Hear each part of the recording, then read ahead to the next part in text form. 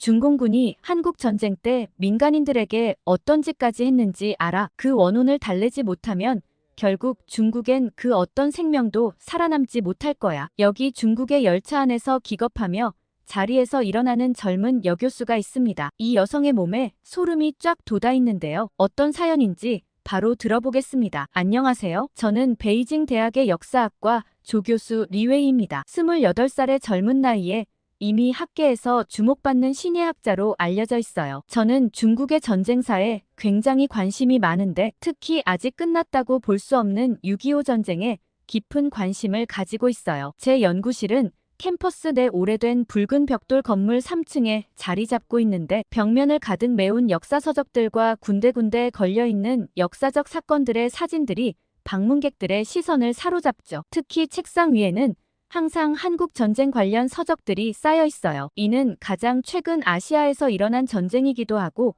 중공군이 대규모로 투입된 사건이기 때문이에요. 제 박사 논문도 한국 전쟁과 관련된 주제였습니다. 중국의 한국 전쟁 참전이 동아시아 지정학적 구도에 미친 영향이라는 제목으로 학계의 주목을 받았죠. 이런 배경 덕분에 저는 자연스럽게 이번 6.25 전쟁 70주년 기념 연구 프로젝트의 책임자로 선정되었어요. 프로젝트 시작을 앞두고 저는 이전 연구를 주관하셨던 장 교수님을 만나러 갔습니다. 장 교수님의 연구실로 향하는 긴 복도를 걸으며 저는 약간의 긴장감을 느꼈어요. 문을 열고 들어서자 서가에 빼곡히 꽂힌 책들과 노트북 앞에 앉아 계신 장 교수님의 모습이 보였습니다. 장 교수님은 평소에 전쟁사 분야의 거장으로 많은 역사학자들의 존경을 받는 분이에요. 흰 머리에 두꺼운 뿔테 안경을 쓰신 모습이 인상적이었습니다. 그의 눈빛에서 오랜 세월 역사를 연구해온 학자의 날카로움이 느껴졌어요. 장 교수님은 저를 반갑게 맞아주셨습니다. 그리고 곧바로 본론으로 들어갔어요. 교수님께서는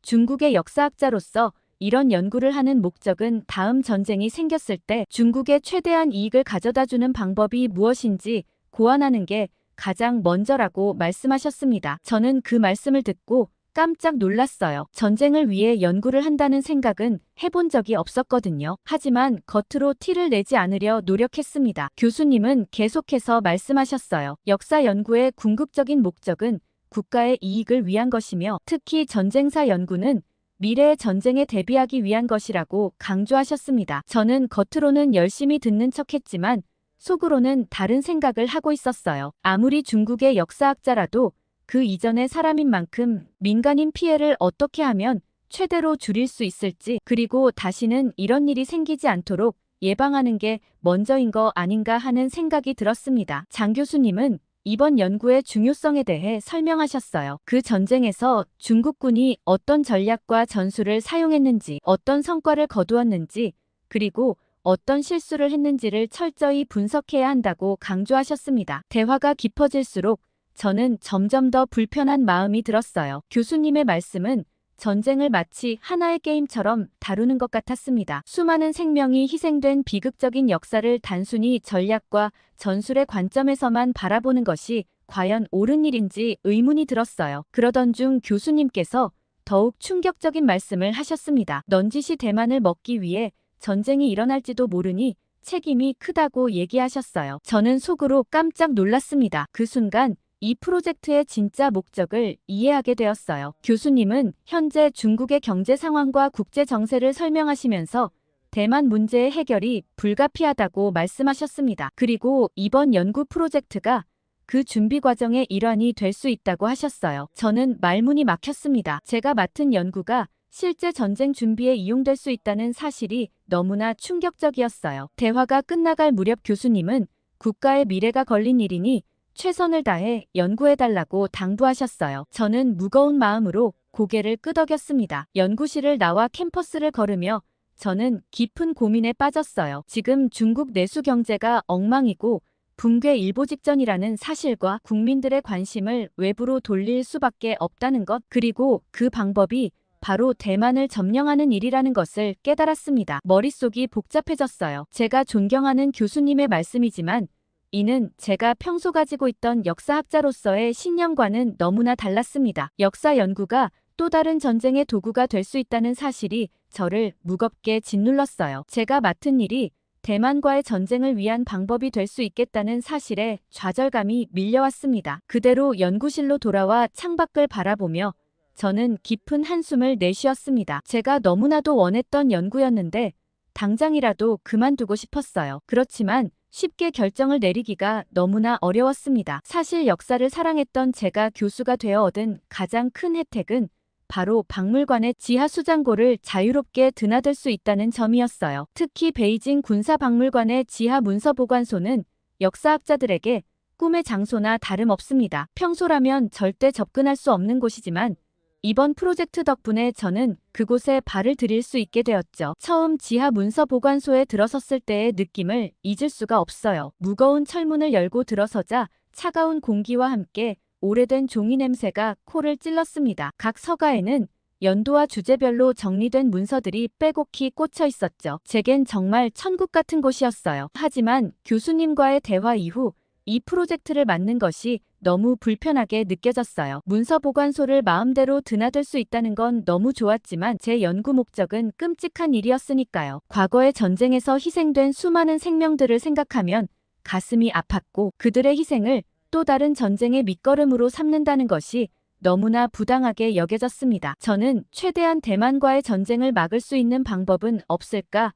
속으로 고민하기 시작했어요. 그러던 어느 날 저는 조용히 혼자만의 시간이 필요해 박물관 지하 서고로 향했어요. 무거운 철문을 열고 들어서자 익숙한 먼지 냄새가 코를 찔렀습니다. 형광등 불빛 아래 끝없이 이어진 서가들 사이로 발걸음을 옮겼죠. 한국 전쟁 관련 자료가 있는 구역에 도착해 천천히 문서들을 살펴보기 시작했어요. 손끝으로 오래된 파일들을 넘기며 집중하고 있을 때였습니다. 갑자기 눈에 띄는 봉인된 서류 하나를 발견했죠. 심장이 빠르게 뛰기 시작했어요. 극비라고 크게 표시된 그 서류는 다른 것들과는 달리 특별히 낡아 보였습니다. 주위를 둘러보니 아무도 없었고 떨리는 손으로 조심스럽게 서류를 꺼내들었습니다. 봉인을 뜯자 충격적인 내용이 눈앞에 펼쳐졌어요. 한국 전쟁 당시 중국군이 저지른 잔혹한 행위들이 상세히 기록되어 있었습니다. 민간인 학살, 포로 고문 등 처참한 내용에 숨이 막혔어요. 페이지를 넘길 때마다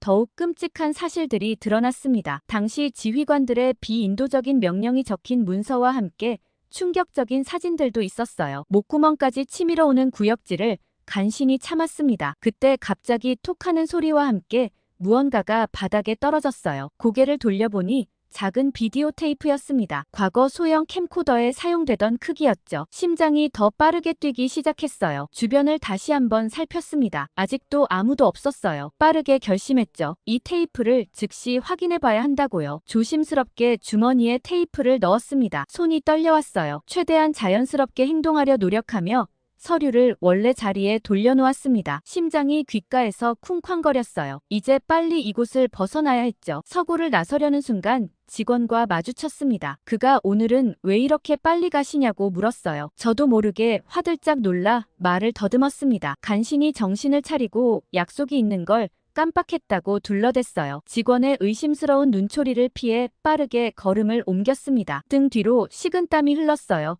주머니 속 테이프가 어찌나 무겁게 느껴지던지 마치 폭탄을 품고 있는 것 같았습니다. 건물을 빠져나와 거리로 나오자 안도의 한숨이 나왔어요. 하지만 동시에 더 큰 불안감이 밀려왔습니다. 이제 어떻게 해야 할지 막막했어요. 하지만 한 가지는 분명했죠. 이 테이프의 내용을 반드시 확인해야 한다는 건 말이에요. 집으로 돌아온 후 저는 손에 든 테이프를 어떻게 재생할지 고민했어요. 일반 컴퓨터로는 볼 수 없는 파일이었기에 적절한 플레이어를 찾아야 했습니다. 마음은 급했지만 조심스럽게 행동해야 했어요. 이게 밖에 돌아다닌다는 걸 들키면 징계에 그치지 않을 거라고 생각했거든요. 테이프 속 내용이 궁금해 견딜 수 없었지만 함부로 행동했다간 큰일 날 것 같은 생각에 밤새 잠을 설쳤어요. 아침이 밝자마자 저는 집을 나섰어요. 중국의 고물상들을 뒤지기 시작했습니다. 골목골목을 누비며 오래된 전자제품 가게들을 찾아다녔어요. 낡은 간판들 사이로 숨어있는 작은 가게들을 하나하나 들여다봤죠. 누군가 제 행동을 의심스럽게 여기지 않을까 끊임없이 주변을 살폈어요. 고개를 숙이고 걸으면서도 눈은 계속 주위를 살폈습니다. 간혹 지나가는 사람들과 눈이 마주치면 심장이 쿵쾅거렸어요. 여러 가게를 돌아다녔지만 원하는 걸 찾기가 쉽지 않았습니다. 그리고 혹시 누군가 제 뒤를 밟고 있는 건 아닐까 하는 생각에 자꾸 뒤를 돌아보며 점점 초조해졌어요. 마침내 허름한 고물상 한 구석에서 낡은 플레이어를 발견했습니다. 가슴이 뛰었어요. 먼지 쌓인 선반 위에 놓여있는 그 플레이어를 보는 순간 희망이 생겼죠. 손이 떨리는 걸 느꼈어요. 주인에게 물어보니 다행히 작동은 된다고 하더군요. 그 말을 듣자 안도감이 밀려왔습니다. 서둘러 구매를 완료하고 집으로 향했어요. 플레이어를 품에 안은 채 걸음을 재촉했죠. 집으로 돌아오는 길에도 자꾸만 뒤를 돌아봤고 평소에는 아무렇지 않게 지나쳤을 행인들도 의심스럽게 보였어요. 그러다 갑자기 한 공안이 제게 다가와 말을 걸었습니다. 저는 잔뜩 움츠러들었어요. 심장이 터질 것 같았죠. 온몸에 식은땀이 흘렀어요. 머릿속이 하얘졌습니다. 다행히 길을 물어보는 내용이었고 안도감과 동시에 죄책감이 밀려왔죠. 떨리는 목소리로 길을 알려주고 빠르게 그 자리를 벗어났어요. 안전하게 집에 도착한 후에야 안도의 한숨을 내쉬었습니다. 문을 닫는 순간 긴장이 풀렸어요. 하지만 여전히 불안감은 남아있었죠. 이제 진실과 마주할 시간이 다가오고 있었어요. 플레이어를 꺼내 손에 쥐었습니다. 이 작은 기계 안에 엄청난 비밀이 담겨 있다고 생각하니 무거운 책임감이 느껴졌어요. 떨리는 손으로 플레이어에 테이프를 넣었어요. 화면이 켜지자 숨을 죽였습니다. 영상의 첫 장면부터 저는 충격에 빠졌습니다. 화면 속 풍경은 참혹 그 자체였어요. 영하 32도의 혹한 속에서 얼어붙은 미 해병대원들의 사체가 들판을 가득 메우고 있었습니다. 끝없이 이어지는 하얀 설원 위로 검은 점처럼 박혀있는 시신들이 나오는데 그 광경에 숨이 막혔어요. 카메라가 천천히 움직이며 전장을 비추었습니다. 트럭에서 끊임없이 내려지는 동사한 병사들의 모습이 보였어요. 그들의 얼굴에 남아있는 공포와 고통의 흔적이 너무나 선명했습니다. 저도 모르게 눈물이 흘렀어요. 다음 장면은 더욱 충격적이었습니다. 수백 명의 민간인 시신이 도랑에 파묻혀 있었어요. 손이 뒤로 묶인 채 학살당한 희생자들과 불에 탄 시신들의 처참한 광경에 구토감이 치밀어 올랐습니다. 영상은 계속해서 잔혹한 장면들을 보여주었어요. 무너진 성당에서 신부님의 증언이 들려왔습니다. 떨리는 목소리로 종교인들에게 가해진 학살을 증언하는 그의 말에 가슴이 찢어지는 듯 했어요. 영상은 촬영된 날짜와 장소 내용이 정확히 표기되어 있었고 충분히 증거로서의 역할을 할 수 있었습니다. 이 영상에는 북한군과 중공군의 잔혹 행위와 파괴 약탈 행위들이 낱낱이 기록되어 있었거든요. 특히 마음을 아프게 한 것은 전쟁 포로들과의 인터뷰였어요. 그들의 눈에 담긴 공포와 절망 그리고 어린이들의 공허한 표정, 여성들의 억눌린 슬픔까지 모든 것이 너무나 생생했습니다. 인간성을 말살하는 전쟁의 본질을 여실히 보여주는 장면들이었어요. 영상이 끝나고 화면이 꺼졌지만 한동안 움직일 수가 없었습니다. 머릿속에서 방금 본 장면들이 계속 맴돌았어요. 이 영상의 존재를 어떻게 해야 할지 고민에 빠졌어요. 공개하면 엄청난 파장이 일어날 것이 분명했습니다. 하지만 그렇다고 이대로 묻어둘 수는 없었어요. 영상을 본 후 저는 깊은 고뇌에 빠졌어요. 밤새 잠을 이루지 못한 채 방안을 서성였습니다. 이 충격적인 진실을 세상에 밝혀야 할지 아니면 그냥 덮어야 할지 결정할 수 없었어요. 한편으로는 역사적 진실을 알려야 한다는 책임감이 들었지만 다른 한편으로는 이로 인해 발생할 혼란과 위험이 두려웠습니다. 새벽녘이 되어서야 한 가지 생각이 떠올랐어요. 장 교수님이 혹시 이 일에 대해 알고 계시지 않을까 하는 생각이었죠. 결심을 하고 아침 일찍 교수님을 찾아갔습니다. 교수님의 연구실 문을 조심스레 두드렸어요. 들어가자 교수님은 평소와 다름없이 책상에 앉아 계셨습니다. 저는 긴장된 목소리로 인사를 드렸어요. 슬쩍 한국 전쟁 때 일어났던 중공군의 잔혹 행위에 대해 물어봤습니다. 그 순간 교수님의 표정이 굳어지는 걸 볼 수 있었어요. 갑자기 아무 말 없이 차를 마시기 시작하셨죠. 침묵이 흐르는 가운데 교수님이 불쑥 제 아버지의 직업을 물으셨어요. 저는 당황스러웠지만 하이난에서 은행장을 하신다고 대답했습니다. 대답이 끝나자 아버지가 은행장까지 하셨으면 답을 알만했을 텐데 굳이 찾아올 필요가 있었냐며 중얼거리셨죠. 한동안 교수님은 또다시 말없이 차만 마셨어요. 긴 침묵 끝에 교수님이 입을 여셨습니다. 중공군은 절대 민간인 학살에 가담하지 않았다고 단호하게 말씀하셨어요. 그리고 사실보다는 지금 우리가 어디에 있는지가 더 중요하다고 하셨습니다. 그리고 역사는 항상 승자의 역사라며 누가 쓰는지가 중요하지 사실 자체는 중요하지 않다고 하셨습니다. 저는 그 말씀을 듣고 충격을 받았어요. 마지막으로 교수님은 이 정도면 충분히 알아들었을 거라며 이만 가달라고 하셨습니다. 저는 심장이 터질 것 같은 느낌으로 연구실을 나왔어요. 밖으로 나오자 온갖 생각이 제 머릿속을 스쳐 지나갔습니다. 갑자기 아버지 직업을 왜 물어보셨을까? 사실이 중요하지 않다니 그게 무슨 말씀이실까? 복잡한 감정이 밀려왔어요. 이제까지 존경해왔던 교수님에 대한 실망감이 가득했습니다. 진실을 추구해야 할 역사학자가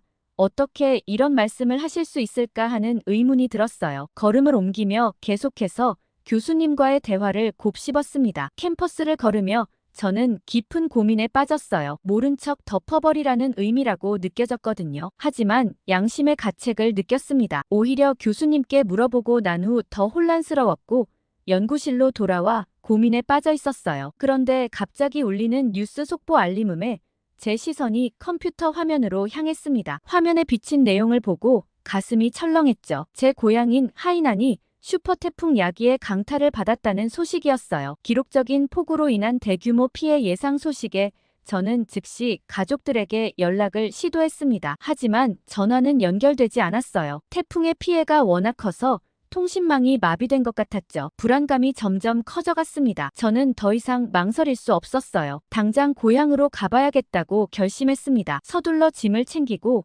기차역으로 향했죠. 하이난행 열차에 올랐지만 객차는 거의 텅 비어 있었어요. 태풍의 위험 때문인지 승객은 거의 없었습니다. 객차에 들어서자 저의 시선을 사로잡는 한 인물이 있었어요. 맞은편 좌석에 앉아있는 할머니였습니다. 주름진 얼굴에 깊이 있는 눈빛을 가진 할머니는 신비로운 분위기를 풍기고 있었죠. 할머니는 저를 바라보며 왜 이 위험한 시기에 하이난으로 가느냐고 물으셨어요. 저는 가족이 걱정되어 간다고 대답했습니다. 할머니의 눈빛이 깊어졌어요. 그러면서 이미 예상된 일이었다며 과거를 속죄하는 일밖에 없다고 말씀하셨죠. 할머니의 말씀에 저는 의아해졌어요. 할머니는 자신이 무당이라고 밝히셨습니다. 그러면서 최근 중국에서 일어난 자연재해들이 단순한 우연이 아니라고 하셨어요. 스촨성 대지진과 황허강 범람, 그리고 최근의 게릴라성 폭우까지 모두 이유가 있는 일이라고 말씀하셨죠. 저는 정신이 좀 오락가락하시는 할머니라고 생각했어요. 하지만 이어지는 할머니의 말씀에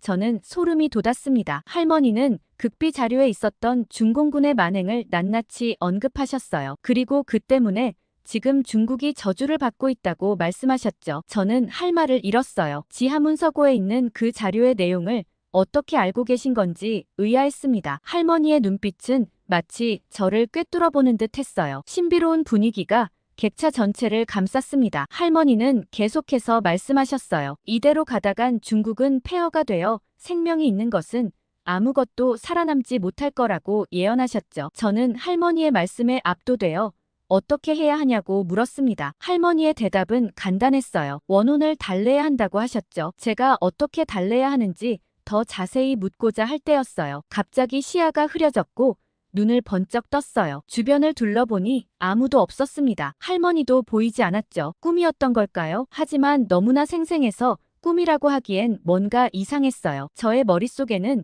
할머니의 말씀이 계속 맴돌았습니다. 기차가 도착했고 저는 그대로 역에서 내렸습니다. 하이난 역에 내리자 제 눈앞에 펼쳐진 광경은 처참했어요. 시속 245km의 강풍을 동반한 태풍 야기가 휩쓸고 간 자리는 마치 전쟁터를 방불케 했습니다. 나무들은 뿌리째 뽑혀 도로를 가로막고 있었고 건물들은 지붕이 날아가거나 유리창이 깨진 채 위태롭게 서 있었죠. 거리는 온통 잔해와 쓰레기로 뒤덮여 있었어요. 저는 발을 내디딜 때마다 무언가를 밟는 소리에 가슴이 아팠습니다. 100만 명이 대피했다는 뉴스가 실감났어요. 거리에는 사람 그림자 하나 보이지 않았죠. 저는 서둘러 집 근처의 대피소를 찾아 나섰습니다. 첫 번째 대피소는 사람들로 북적였지만 부모님의 모습은 보이지 않았어요. 두 번째, 세 번째 대피소도 마찬가지였죠. 점점 불안감이 커져갔습니다. 이제 마지막이라는 심정으로 네 번째 대피소로 향했고 네 번째 대피소에 도착했을 때 저는 눈물을 흘릴 뻔했습니다. 구석에 앉아 계신 부모님의 모습이 보였어요. 안도의 한숨을 내쉬며 부모님께 달려갔죠. 어머니는 저를 보자마자 왜 여기까지 왔냐며 다그치셨어요. 너무 위험했다고 그러셨죠. 저는 두 분이 무사해서 정말 다행이라고 말씀드렸습니다. 부모님의 손을 꼭 잡은 채 한동안 아무 말도 할 수 없었어요. 잠시 후 어머니가 입을 여셨습니다. 신기한 일이 있었다고 하셨어요. 태풍이 오던 날 밤 일이었죠. 어머니는 평소보다 일찍 잠자리에 드셨다고 해요. 너무 피곤해서 깊은 잠에 빠져 있었죠. 그런데 갑자기 아주 나이든 할머니가 나타나 자고 있는 어머니를 흔들어 깨웠다고 합니다. 지금 당장 나가야 한다며 호통을 치셨대요. 어머니는 그 소리에 화들짝 놀라 잠에서 깼고 그때 태풍 대피 경보가 울리고 있었다고 해요. 너무 피곤해서 경보 소리도 못 듣고 골아떨어졌던 거였죠. 어머니는 즉시 아버지를 깨워 대피소로 피신했다고 합니다. 그 덕분에 무사할 수 있었다고 하셨어요. 저는 어머니의 말씀을 듣자마자 열차에서 만난 할머니가 떠올랐습니다. 할머니가 가족들을 구해주신 거라는 생각이 들었어요. 신비로운 기운이 온몸을 감쌌죠. 그 순간 저는 깨달았습니다. 원혼을 달래는 방법은 바로 진실을 밝히는 것이라고요. 중국 정부가 과거의 잘못을 인정하고 공식적으로 사과하게 만드는 것, 그것만이 유일한 해결책이라는 확신이 들었어요. 저는 마음을 굳게 먹었습니다. 부모님께 걱정 말라고 당부드리고 그 길로 다시 북경으로 향했어요. 저는 숨가쁘게 연구실로 달려갔어요. 복도를 지나는 동안 심장이 미친 듯이 뛰었습니다. 머릿속에는 온통 제가 발견한 충격적인 사실들로 가득 찼죠. 연구실 문을 열자마자 컴퓨터 앞으로 달려갔어요. 손가락이 키보드 위를 날듯이 움직였습니다. 중공군의 잔혹한 행위에 대한 사실들을 하나하나 정리해 나갔어요. 타이핑을 하면서 그 참혹한 광경이 눈앞에 선하게 떠올랐습니다. 얼어붙은 시신들, 끝없이 이어지는 눈밭. 그 광경을 생각하니 소름이 돋았어요. 하지만 멈출 수 없었죠. 진실을 알려야 한다는 사명감이 저를 밀어붙였습니다. 민간인 학살의 증거에 대해 계속해서 타이핑을 이어갔어요. 손가락이 아팠지만 아랑곳하지 않았습니다. 시간 가는 줄 모르고 글을 썼어요. 창밖으로 보이는 하늘이 어두워지는 것도 몰랐죠. 이 글을 해외 언론사와 학술지에 투고해야겠다는 생각에 더욱 집중했습니다. 진실이 밝혀지면 세상이 어떻게 변할지 상상하니 가슴이 뛰었어요. 그때였습니다. 갑자기 문이 벌컥 열렸어요. 놀라서 고개를 들어보니 공안들이 들이닥쳤습니다. 그들의 표정은 무서울 정도로 차가웠죠. 저는 순간 얼어붙었어요. 머릿속이 하얘졌습니다. 어떻게 해야 할지 몰라 그저 그 자리에 굳어버렸어요. 공안들은 말없이 연구실을 뒤지기 시작했습니다. 책상, 서랍, 책장 구석구석을 샅샅이 뒤졌어요. 모든 자료를 커다란 박스에 담아갔죠. 저는 그저 멍하니 바라볼 수밖에 없었습니다. 제 노트, 제 책, 심지어 개인 물품까지 모두 가져갔어요. 그제서야 깨달았어요. 제 컴퓨터에 감시용 보안 프로그램이 깔려 있었던 거죠. 모든 게 감시당하고 있었다는 사실에 등줄기로 식은땀이 흘렀습니다. 어리석었던 제 자신이 원망스러웠어요. 어떻게 이런 생각을 못했을까 자책했죠. 공안들이 나가자마자